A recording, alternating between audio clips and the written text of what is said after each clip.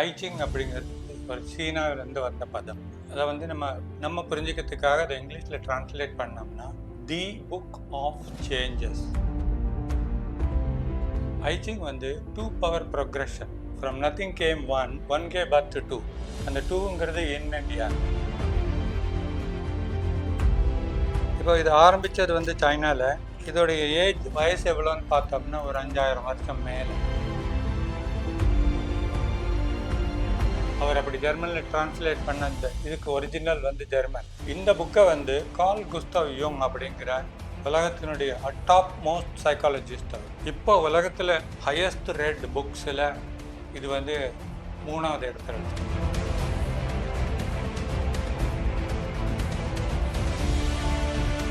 கொரியாவில் வந்து சுஜோக் அப்படின்னு ஒரு தெரப்பி சிஸ்டம் இருக்கு. அந்த சுஜோக்கு கண்டுபிடிச்ச மாஸ்டர் சொல்லுவார் 4 டைப்ஸ் ஆஃப் பாடி. அதை தான் நான் முதல்ல அந்த பேர் சொன்னேன். தாயின், தாயாங், ஷாவ்யன், ஷாவ்யாங். இதை பேஸ் பண்ணி சுஜோக் தெரப்பி அரைவ் பண்ணாங்க. அது போக ட்ரெடிஷ்னல் சைனீஸ் மெடிசன்.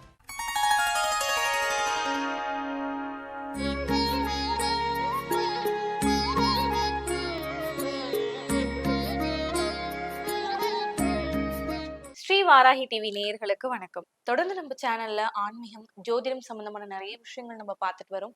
அந்த வகையில இன்னைக்கு நம்ம கூட சுப்பிரமணியன் அவர்கள் இணைந்திருக்கிறார். வாருங்க பேசலாம். வணக்கம் சார். வணக்கம் சார், ஜோதிடம் சார்ந்த நிறைய கேள்விகள் மக்களுக்கு இருக்கு. நிறைய வகைகளுமே இருக்கு. பாரம்பரிய ஜோதிடம், ரெய்கி. இப்ப வந்து நம்ம ஊர்ல ஒரு மாதிரியான அஸ்ட்ராலஜியை நம்ம வந்து பின்பற்றுவோம். வெளிநாடுகள்ல அது வேற மாதிரியான விஷயங்கள் வந்து பின்பற்றுவாங்க. ஒவ்வொருத்தவங்களுக்கும் ஒவ்வொன்றுமே வந்து ஒர்க் அவுட் ஆகும். நீங்க சொல்ற அந்த ஐச்சிங் அப்படிங்கிற முறை வந்து ரொம்ப வித்தியாசமா இருக்குது. இது வரைக்கும் யாருமே கேள்விப்படாத ஒரு அஸ்ட்ராலஜியா தான். அது அஸ்ட்ராலஜின்னு சொல்றதா அப்படின்னு கூட எங்களுக்கு தெரியல. ஸோ ரொம்ப வித்தியாசமாவும் இருக்கு. அந்த ஐச்சிங் அப்படின்னா என்ன? எப்படி இதை நம்ம ப்ரெடிக்ட் பண்றாங்க? அதை வந்து நம்ம பாஸ்ட் எல்லாம் நம்மளால சொல்ல முடியுமா? இல்ல ஒன்லி ஃபியூச்சர் மட்டும் தானா? அப்படிங்கிறத தெளிவா எங்களுக்கு சொல்லுங்க சார். நம்ம ஒரு கேள்வியா போவோம். ஐச்சிங் அப்படிங்கிறது வந்து ஒரு சீனாவிலேருந்து வந்த பதம். அதை வந்து நம்ம புரிஞ்சுக்கிறதுக்காக அதை இங்கிலீஷில் டிரான்ஸ்லேட் பண்ணோம்னா தி புக் ஆஃப் சேஞ்சஸ். இது வந்து சீன ஃபிலாசபியை பேஸ் பண்ணது. அதில் அர்த்தம் என்னென்னா everything is constant, change is permanent, everything is in state of flux but change is constant அப்படிங்கிற மாதிரி ஐடியாலஜி இருக்கும். அது போக இன் அண்ட் யாங் அப்படிங்கிற கான்செப்ட் அவங்க அரைவ் பண்ணி வச்சுருப்பாங்க. அது சொல்லணும்னா அதுக்கு ஒரு பயட்ரி மாதிரி ஒரு ரைட்டிங் இருக்குது. From nothing came one gave birth to 2, 2 gave birth to 4, they gave birth to many.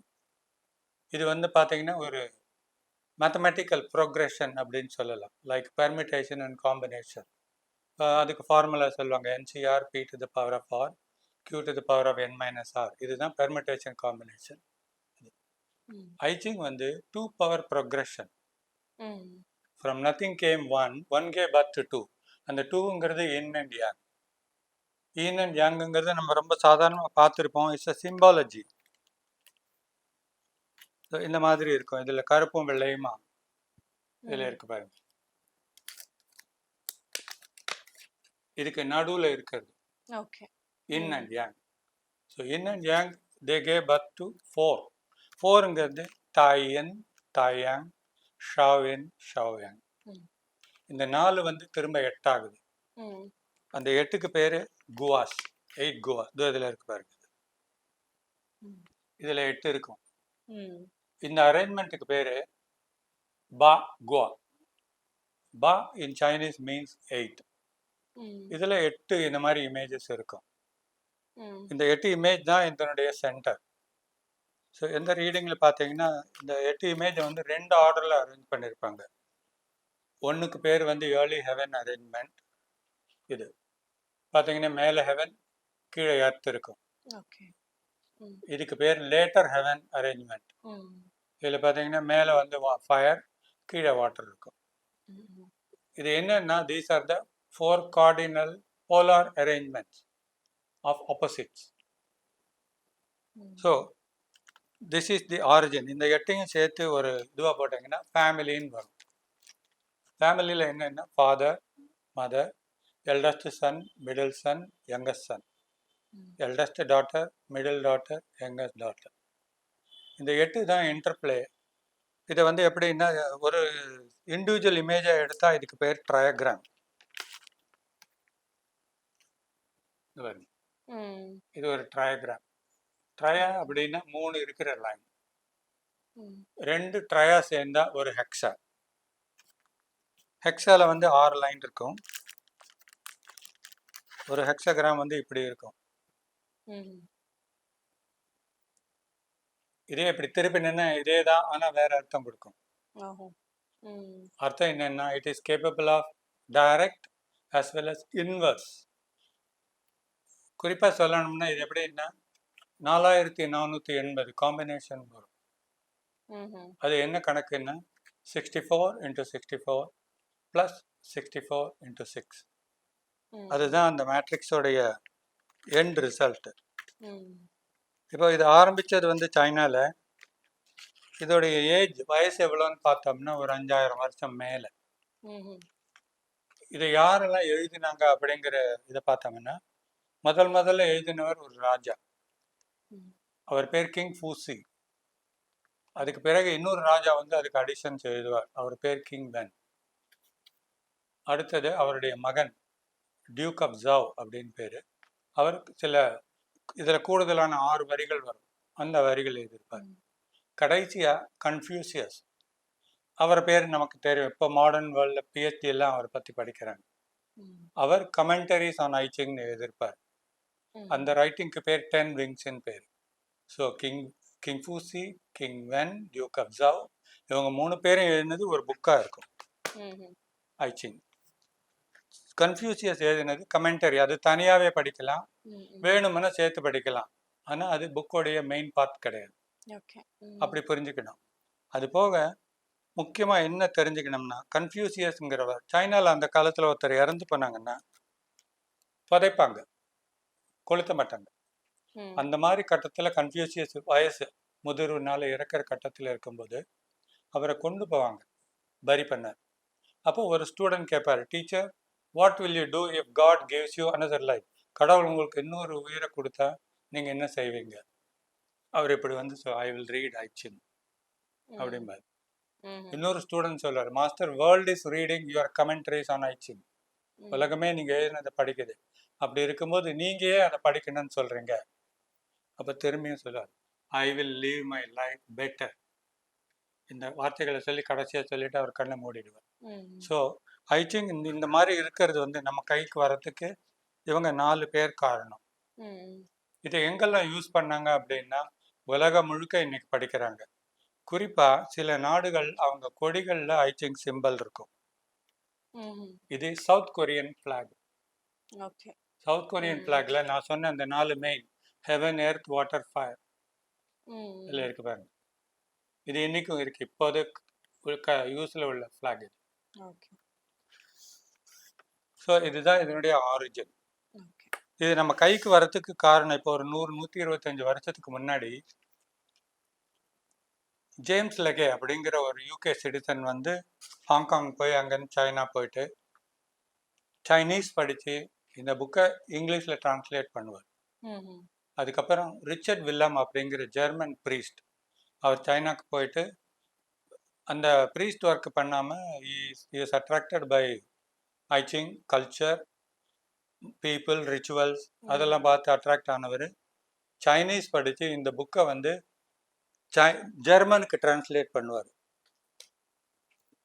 அவர் அப்படி ஜெர்மனில் டிரான்ஸ்லேட் பண்ண இந்த இதுக்கு ஒரிஜினல் வந்து ஜெர்மன். ஓகே. ம். இந்த புக்கை வந்து கார்ல் குஸ்டாவ் யூங் அப்படிங்கிற உலகத்தினுடைய டாப் மோஸ்ட் சைக்காலஜிஸ்ட் அவர் வந்து சிக்மண்ட் ஃப்ராய்டோடைய ஸ்டூடெண்ட்.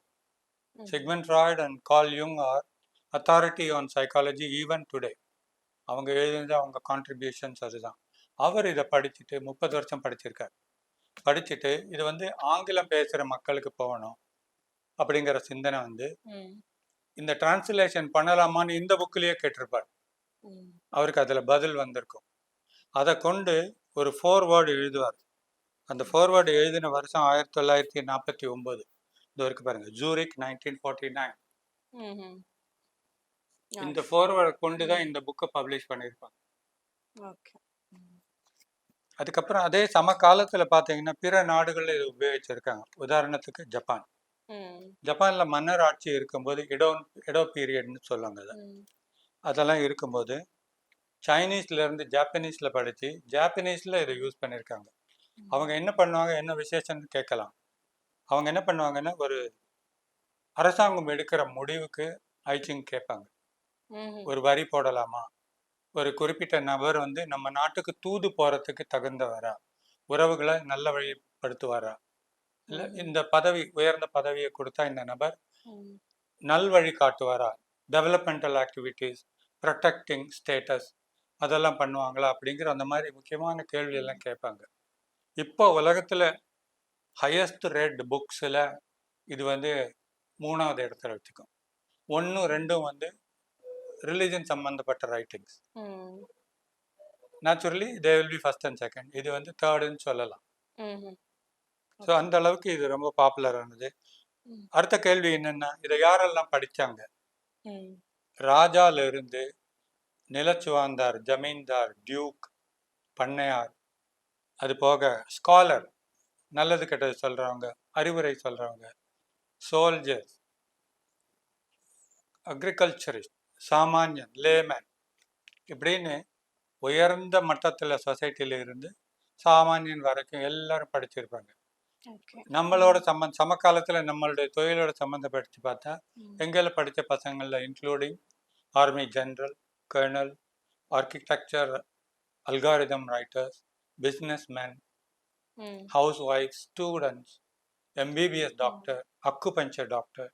அக்குபஞ்சர் எல்லாம் குறிப்பா இது சொல்லணும்னா ரொம்ப டீப் அப்ளிகேஷன்ஸ் உண்டு. ம்ஹ்ம். அந்த ரைட்டிங்ஸ் எல்லாம் இதுலேருந்து வந்தது. கொரியால ஓகே. வந்து சுஜோக் அப்படின்னு ஒரு தெரப்பி சிஸ்டம் இருக்கு. ம். அந்த சுஜோக் கண்டுபிடிச்ச மாஸ்டர் சொல்லுவார், 4 டைப்ஸ் ஆஃப் பாடி. அதை தான் நான் முதல்ல அந்த பேர் சொன்னேன். தாயின், தாயாங், ஷாவ்யன், ஷாவ்யாங். இதை பேஸ் பண்ணி சுஜோக் தெரப்பி அரைவ் பண்ணுவாங்க. அது ம். போக traditional Chinese medicine, குவாஷா, பைதாலாஜின், ஹிஜாமா. ஹிஜாமான்னா cupping.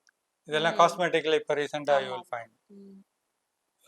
Fire therapy அப்படின்னு என்ன பண்ணாங்க, ஃபயர் இன்டியூஸ் பண்ணாங்க ஆன் த ஸ்பைன். இஸ் ம். கால்டு டிராகன் ஃபயர் தெரப்பின்னு பேர் அதுக்கு. ம்ஹ்ம். பைதாலாஜின்ங்கிறது எக்ஸசைஸ். நம்ம ஊரில் பண்ணுற யோகாவில் ம். சர்வாங்காசனம்னு ஒன்று வரும். அது பண்ணால் எல் மாதிரி இருக்கும் பாடி. ம்ஹ்ம். அந்த மாதிரி இது வரும். என்ன உணர்த்த வரேன்னா, இது மாதிரி மீதி எல்லா அறிவுக்கும் இது ஆரிஜின். உங்களுக்கு எப்படி ஐச்சிங் அறிமுகமானது சார்? நான் when I was young, ம். almost now I am 69, ம். around 30 years. வெறும் 91, 92 வச்சுக்கோங்க. ஒரு 30 வருஷம் கிட்டத்தட்ட. ம். அப்போ I was interested in reading many things. ம். நான் படிச்சிருக்கவும் கூட, இன்க்ளூடிங் மெனி புத்திஸ்ட் சூத்ராஸ். ம். அதெல்லாம் அவங்களுக்கு யாருக்கும் அவ்வளோ ஈஸியாக எடுத்து படிக்கணும்னு ஆர்வம் இருக்காது. படித்தாலும் அவங்களுக்கு அது பெரிய இது இருக்காது. நான் அதெல்லாமும் படிச்சிருக்கேன். ஸோ அப்படியே படிச்சுன்னு வரும்போது இந்த சப்ஜெக்டில் ஒரு அட்ராக்ஷன். இது தெரிஞ்ச ஒரு மாஸ்டர் நான் சந்திச்சிருக்கேன். ஓகே. ம். அது அவர் என்ன சந்திச்சதே ஒரு அதிசயம். ம். இந்த மாதிரி ஒரு ஷாப்பு, ஃபவுண்டன் ஹெட் அப்படின்னு ஒரு ஷாப் இப்போ இருக்கான்னு தெரியல. ம். இந்தியாவில் லார்ஜஸ்ட் புக் செல்லிங் பீப்புள். நான் அவங்க இதுக்கு அடிக்கடி போவேன். போயிட்டு இப்படி பார்த்துன்னே இருக்கும்போது அந்த அந்த மாதிரி டாபிக் எல்லாம் கை காட்டி அங்கே கூட இருந்தவங்க இடத்துல இதெல்லாம் தெரிஞ்ச ஆள் ஒருத்தன் இங்கே இருக்கான், ம். ஆனால் யாருக்கும் சொல்லிக் கொடுக்க மாட்டான். ம். அப்படி கொஞ்சம் கடுமையான வார்த்தை ஏதோ சொல்லிட்டேன் அறியாமைனால. அப்போ என் தோலை இப்படி யாரோ தட்டினாங்க. ம். நான் இப்படி திரும்ப இப்படி சொல்ல, வணக்கம், நீ ம். யாருடா? நான் எதுக்கு உன்னை பார்க்க வந்தேன் ம். அப்படின்னு சொல்லி அவர் கேள்வி என்ன கேட்பார். நீ திட்டுறது நான் தான் அப்படின்னு சொல்லி சொல்லுவார். ம். அப்பதான் அவர் வந்து மாம்பலம் அப்படிங்கிற பிளேஸ்ல இருந்து மயிலாப்பூருக்கு வர அபவுட் 5 கிலோமீட்டர்ஸ் இருக்கும். ம். அவருக்கு இன்னும் அந்த ஷாக்லேருந்து has not come out. Why I should meet him. இல்லை அவர் வந்து அவரை எதுக்கு எனக்கு இன்ட்ரடியூஸ் பண்ணி விட்டாங்க. ம். இந்த இடம் வந்து பீச் ரோடு கிட்ட இருக்கு, ஆர்கே சாலையில். அவர் ம். மாம்பலத்தில் இருக்கார். அப்புறம் அவர் சொன்னார், நீ தான் சொல்லிக் கொடுக்க மாட்டேயாமே அப்படின்னு நான் எதுவும் பேசினேன். அவர் எதுவும் பேசலை. You come, we will discuss ம். அப்படின்ற மாதிரி ஏதோ சொல்லிட்டு போயிட்டார். அட்ரஸ் தெரியாது, ஆளு தெரியாது, இன்னும் ஒன்றும் கிடையாது. கொஞ்சம் காலமாச்சு. நான் என்னோட முயற்சியில் படிக்க ஆரம்பித்து படித்து கொஞ்சோண்டு புரிஞ்சுண்டு உருண்டு பிறண்டு அழுது படித்து புரிஞ்சிக்காமல் ரொம்ப நாள் யோசிச்சு மெடிடேட் பண்ணி திரும்பியும் படிச்சு அப்படியே வரும்போது ஒரு நாள் எனக்கு ஆன்சர் வந்தது. It is Innocent child seeking my wisdom. when he is approaching me for the first time with reverence, I reveal a favorable omen. அதான் அங்கே வார்த்தை. அதுதான் சாப்டர் நம்பர் 4. சாப்டர் நம்பர் 4 வந்ததுன்னா you are taken in as a student into the knowledge. It was the ignorant child who sought me. When divination was first conducted, I spoke. To ask twice and thrice shows disrespect. When there is disrespect, I don't reveal a favorable omen.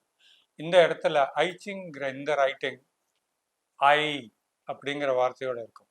இதுதான் முதல் தடவை அந்த மாதிரி ஐ உபயோகிக்கிறது. தன்னை காட்டி கொடுக்கறது, வெளிப்படுத்துறது, நம்மளோட இணைச்சிக்கிறது. we are coming in contact on physical level. இப்படிதான் நான் ஆரம்பிச்சேன். இப்போ இதை புரிஞ்சுக்கிறது சாமானிய மக்கள் இந்த ஐச்சிங் அப்படிங்கிற முறையை புரிஞ்சுக்கிறதுக்கே கொஞ்சம் டைம் எடுக்கும்போது உண்மை எல்லாரும் எப்படி இதை உங்களுக்கு காண்டாக்ட் பண்ணுவாங்க, எல்லாரும் ஐச்சிங் எப்படி ஃபாலோ பண்ணுவாங்க? அப்படி ஃபாலோ பண்ணணுங்கிற பட்சத்துல இப்போ எனக்கு ஒரு விஷயம் நீங்க ப்ரெடிக்ட் பண்றது கரெக்டா இருந்துச்சு அப்படின்னாவே கண்டிப்பா தொடர்ந்து எல்லாருமே வருவாங்க. ஸோ அப்படி இது வந்து ப்ரெடிக்ஷன் ரொம்ப அக்யூரேட்டா இருக்குமா? இது வந்து இப்போ நீங்க சைனீஸ்ன்னு சொல்றீங்க, ஒரு ஃபாரின்ல ஃபாலோ பண்ற ஒரு விஷயம் வந்து நமக்கு சூட் ஆகுமா? ஏன்னா இப்போ நம்முடைய முறை, இப்போ நம்ம பாரம்பரிய ஜோதிடம் எடுத்துக்கிட்டாலோ, இல்ல வந்து நாடி ஜோதிடம் எடுத்துக்கிட்டாலோ, இல்ல சோழி பிரசனம் எடுத்துக்கிட்டாலோ, இதெல்லாம் ஃபாரின்ல ஒர்க் அவுட் ஆகுமான்னு கேட்டா கொஸ்டின் மார்க் தான். வாஸ்து முறையே வந்து பாத்தீங்கன்னா ஃபாரின்ல ஃபாலோ பண்றது இல்லை அப்படிங்கறத நிறைய பேர் சொல்ற ஒரு விஷயம். இது நமக்கு வாஸ்து அப்படிங்கிறது நம்ம எல்லாருமே ஃபாலோ பண்றோம். அது நிறைய பேருக்கு வந்து அக்யூரேட்டா அது வந்து நடந்திருக்கு அப்படின்னு கூட சொல்லுவாங்க. ஸோ ஃபாரின்ல பண்ணக்கூடிய ஒரு விஷயம் வந்து நமக்கு அப்ளிகபிள் ஆகுமா? முதல்ல நியாயமான கேள்வி, உண்மையும் கூட. இது உங்களுக்கு அப்ளிகபிள். இது எப்படின்னா இட்ஸ் அ யூனிவர்சல் ரைட்டிங்.